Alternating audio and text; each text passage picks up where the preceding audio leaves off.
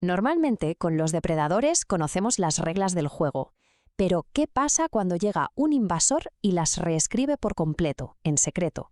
Pues hoy vamos a desvelar justo eso, el secreto invernal de la avispa asiática, un descubrimiento que ha cambiado por completo cómo tenemos que luchar contra ella.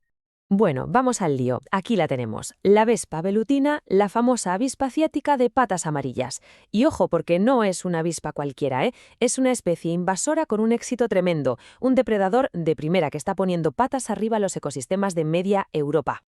Para que nos hagamos una idea de su impacto, basta con un solo dato. En un único año, los servicios de emergencia de Galicia recibieron más de 13.000 llamadas relacionadas con este insecto. 13.054 para ser exactos. Una auténtica barbaridad que nos da una idea de la dimensión del problema.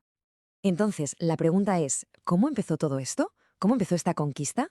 Porque la historia de su llegada a Europa es tan sorprendente como lo rápido que se ha expandido. Pues todo, absolutamente todo, empezó con una sola reina. Una. Llegó por accidente a Francia en 2004, seguramente en un contenedor de mercancías desde el sudeste asiático.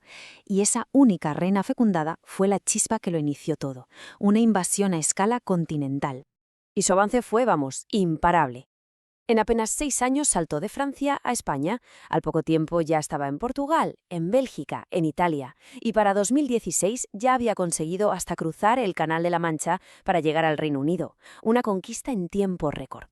El problema es que esta avispa no es solo una molestia, es una amenaza en 3 frentes distintos. Primero, el ecológico. Es una depredadora brutal de abejas, lo que pone en jaque la polinización. Segundo, el económico. Está haciendo un daño terrible a la apicultura y al cultivo de frutas. Y tercero, y muy importante, la salud humana. Es agresiva y sus picaduras han causado miles de heridos y, lamentablemente, varias decenas de muertes.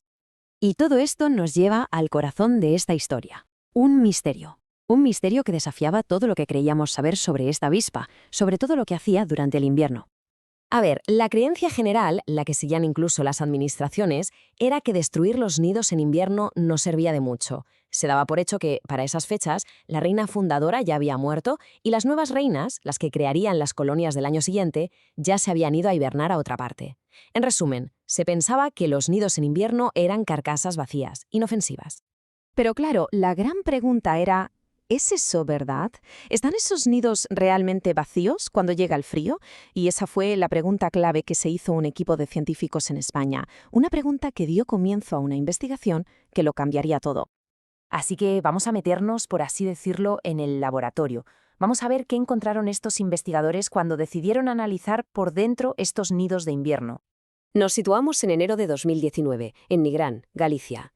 Unos investigadores recogen 3 nidos gigantes de avispa asiática para hacer algo que, hasta donde se sabe, no se había hecho nunca, una disección en pleno invierno. Nadie se había puesto a mirar dentro con tanto detalle en esa época del año. Y cuando digo gigantes no exagero nada, fijaos en las dimensiones. El nido B, por ejemplo, estaba a 12 metros de altura, medía casi 72 centímetros y tenía un volumen de más de 100 litros, auténticas fortalezas colgando de los árboles.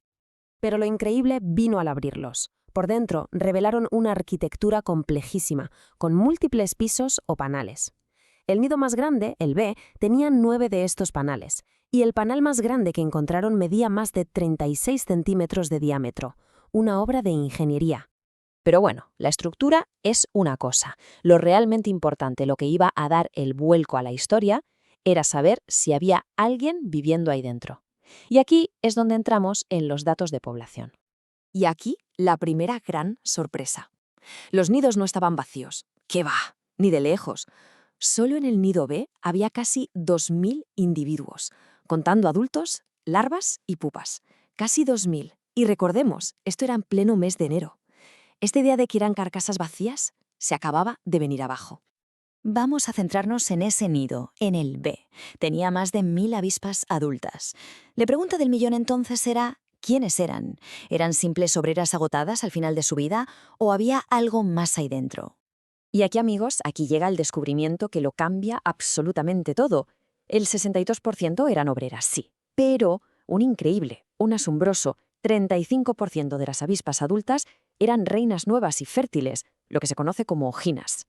Más de 350 futuras fundadoras de colonias en un solo nido, en pleno invierno. Las implicaciones de esto son sencillamente enormes. El veredicto final de la ciencia no era una pequeña corrección, no.